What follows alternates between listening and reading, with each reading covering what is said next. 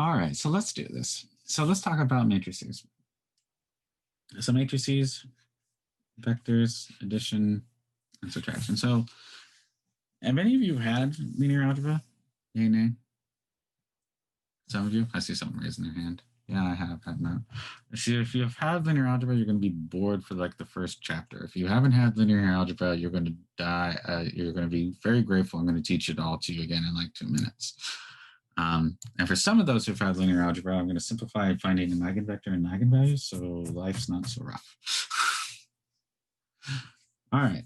So here, a matrix is an n by n rectangular array of numbers. So basically, a matrix is a way of holding a whole bunch of numbers at once. That's all it is.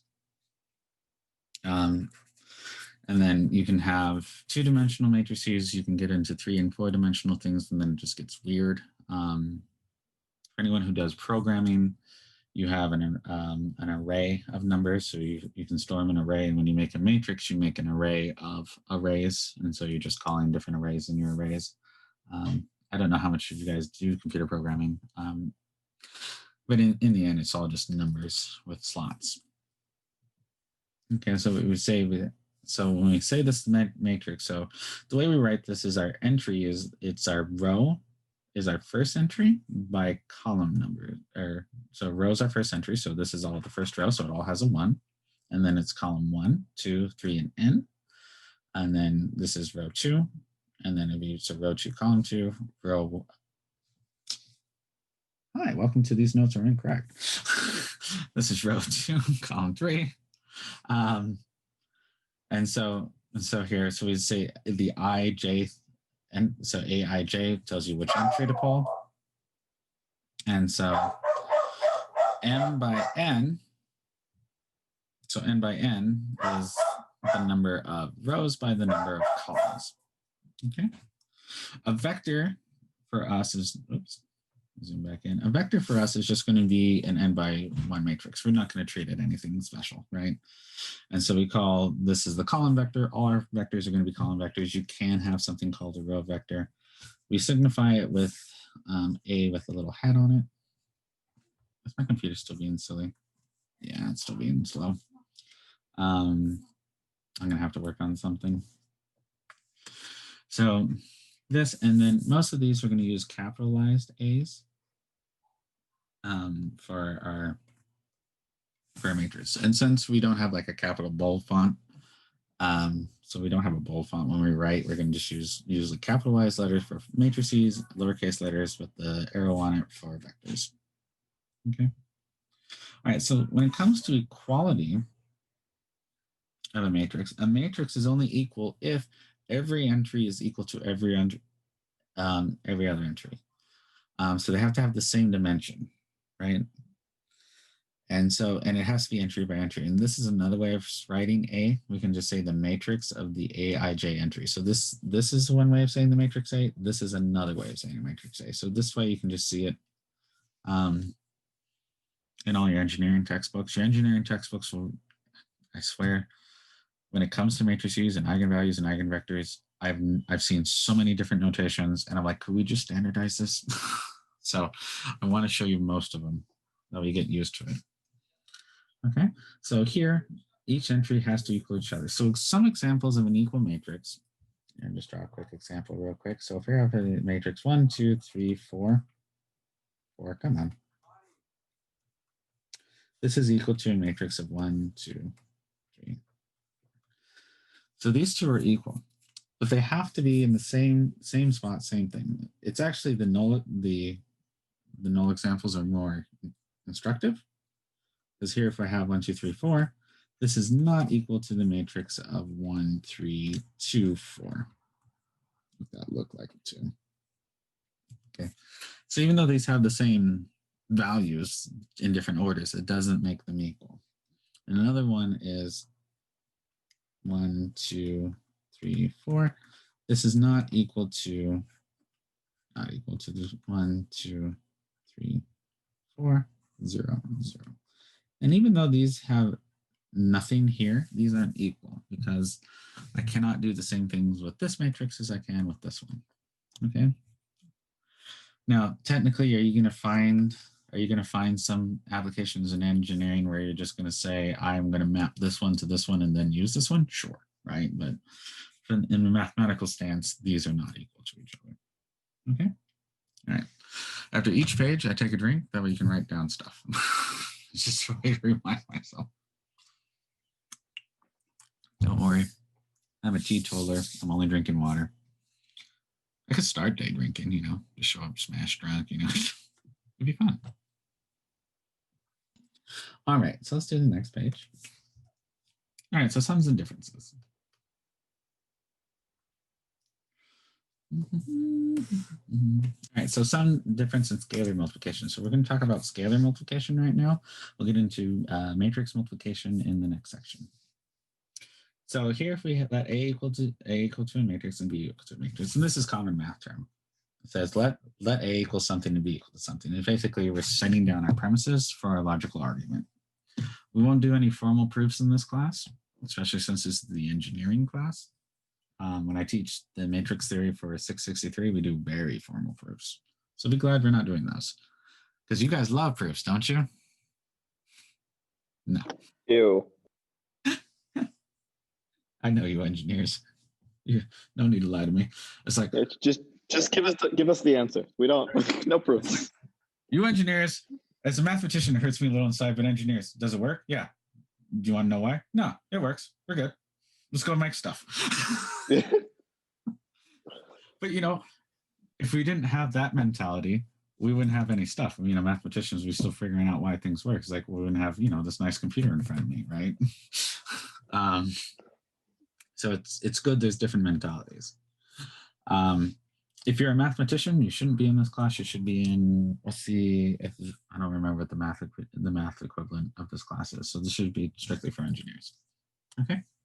All right. So sum's done entry by entry. So they need to have the same dimension. So sum and differences, you have to have the same dimension or you cannot do it.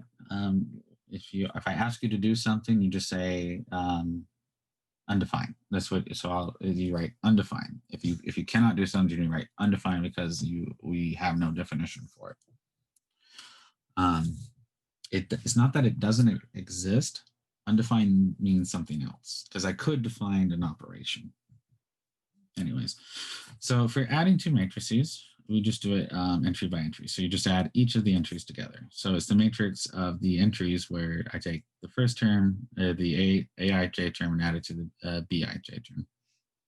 Difference is the same way. Scalar multiplication is you just multiply whatever your scalar is. A scalar is just a real number, right? And let me make this very clear. This does not equal this. So 3 is a scalar here, right? It's just a number. And I need to fix my Photoshop so it's not so laggy. I also need to be writing on the right layer, apparently. Hi. This is a scalar. It's a number, and it operates under massively different properties than this, which is a 1 by 1 matrix. Okay, so these two are not equal to each other. Okay. Sorry, my handwriting is going to be terrible.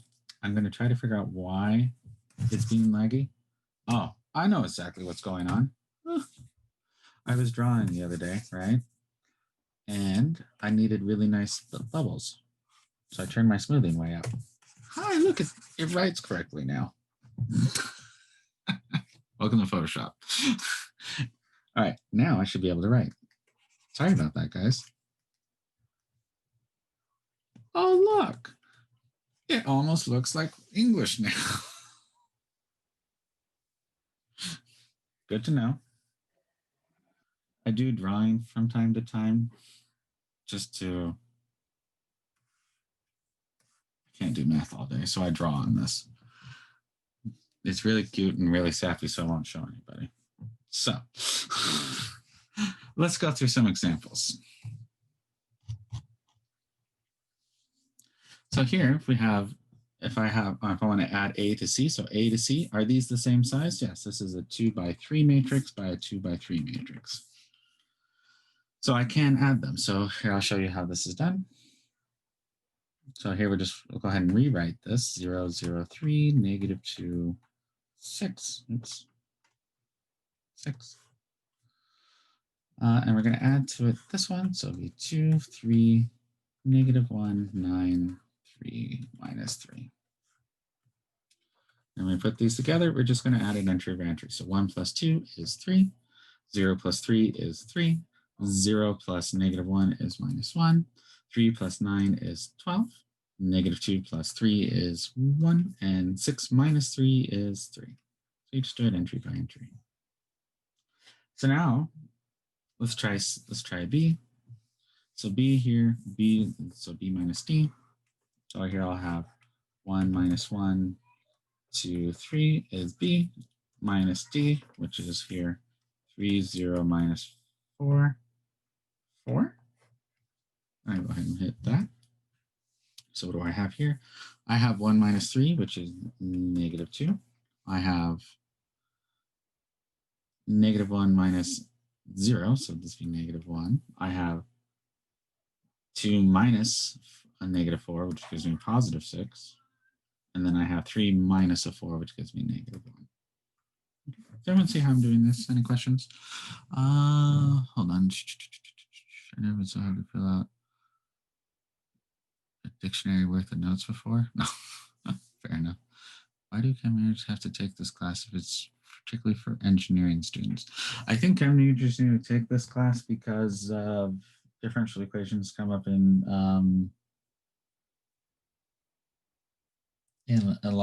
some of your formulas, but I'm not positive. I only got so far in my chemistry minor. I was like, no. I only got so far in my electrical engineering minor and went, no. I got to the circuits lab class. I'm like, I'm out. I don't care that much. I'm not that precise.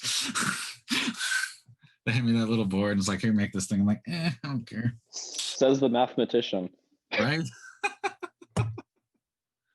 I stared at, in order to finish my PhD, I stared at about 2,000 lines of code I've written for 5 years straight, trying to figure out why can I not make this work better.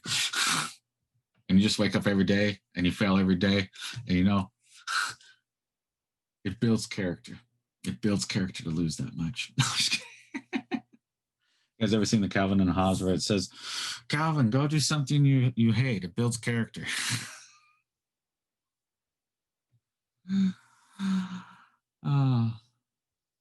Anyways, so let's do this one. So let's do A plus B real quick. So if I have A plus B, we'll do C last actually.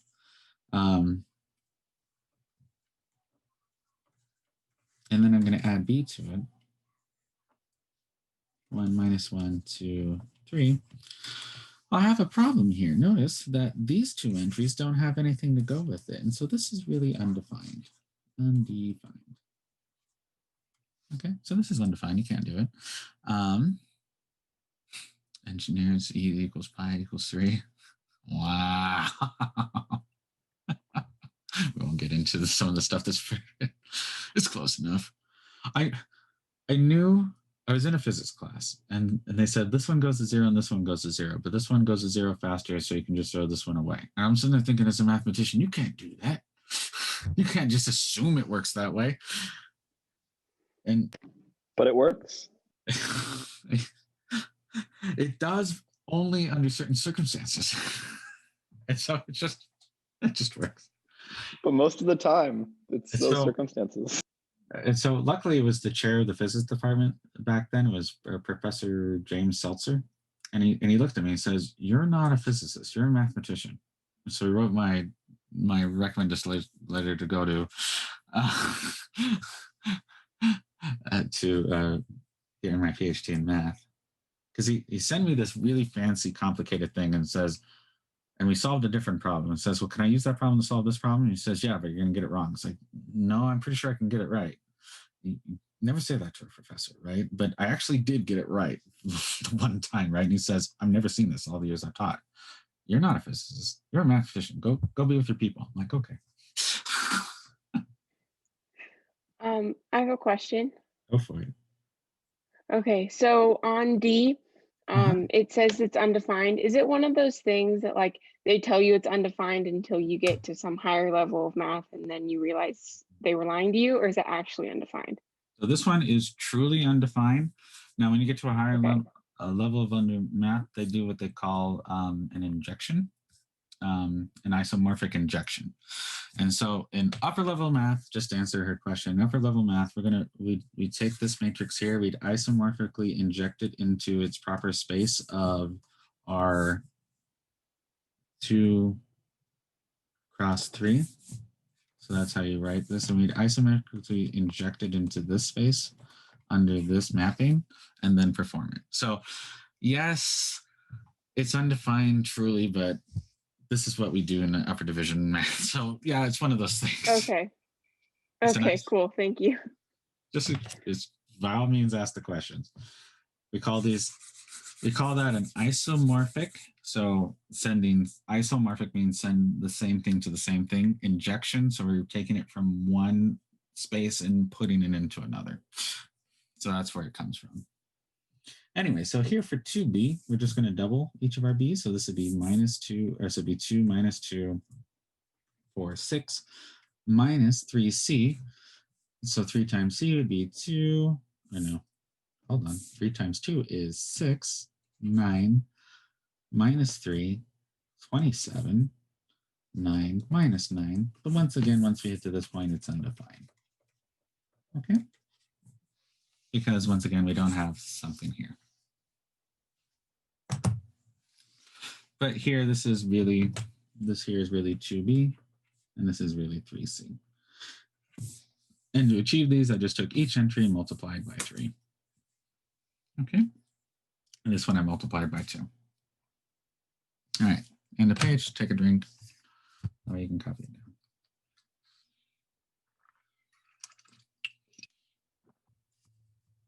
And we got 15 minutes to do less than half a page.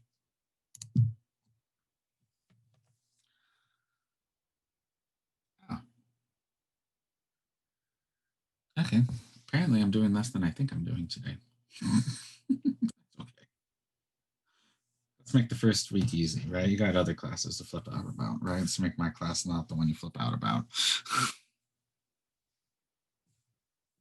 All right, so 2a. So all we're going to do is take a and we're going to multiply it by 2.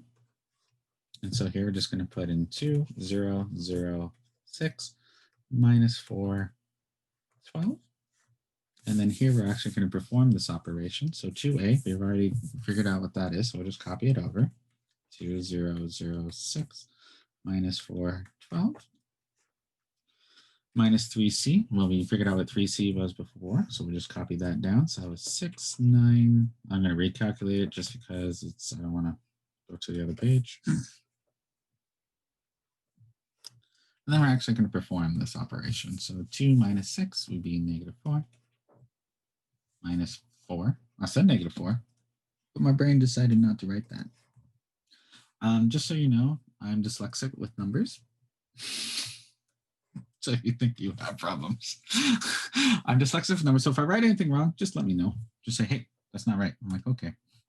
I also have a couple other learning disabilities. I cannot, I'm highly dyslexic, especially with numbers. I have the inability to track lines. So when I read, my eyes don't track right. And so it just jumps all over the place. So it doesn't make any sense in my brain. So my brain has taught itself from dyslexia and from that just to fill in the blanks. So sometimes I'll read things that are just flat not there. And then the other one I have is when I write, my thinking speed is faster than both my handwriting speed and my typing speed. And I can never get the two in sync. And so I keep, it just causes trouble. I was in special education. Through I was like, they said, oh, that's Timmy. He's so special. That was me. And then my kids would go to the GATE programs. I'm like, oh, those are the smart kids. Anyways, so the moral of the story, just be persistent. I tell my friend, it's like, you define your problems. Don't let them define you. So I'll have -21. I'll finish doing math instead of telling awful stories about my childhood. to this thing called reading improvement program. So they call me out of class.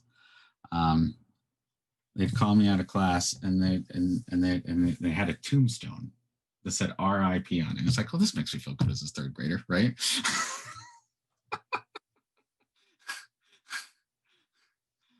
My best friend to this day, I met in third grade, and he said, "Hey, Rip boy, good to see the zombies are out." Anyways, so that's the end of these notes. Let me talk about some of the properties. There's nothing about a little bit of trauma to help you build you up inside. I'm a man who embraces all my troubles. So here, let's talk about some properties of matrices and scalars. So if we have two properties, we can say A plus B is the same as B plus A. And this might seem kind of silly right now, but we'll break the rules in a bit. This is called the commutative property, or additive commutative property. Here we have the associative property. A plus B plus C is equal to A plus B. So here I add B and C together, and then add A, and here I add A and B, then add C. This will give us the same thing. These two are really hard to break. Can you break them? Yes, but not in this. In this, I think we call this, technically this is called a ring under group theory. Matrix applications, but we'll get in. You'll never broach that. We call this the additive identity. So this is 0. This 0 is different than the normal 0. So this is the 0 matrix. And so if A is an n by n matrix, this 0 is also n by n. Okay, so we're defining this to be the 0 matrix, where every item in it is 0. Negative A is just opposite of every thing in A. That adds up to be 0. You can multiply scalars. So scalars are associative in this sense and in this sense. And they're also, we also have 1. So 1 times A is equal to A. And notice this is the scalar identity property. All right, so that's the end of the notes for the day. So next, let me give you a quick preview of what we're going to be doing next time. So next time we're going to be doing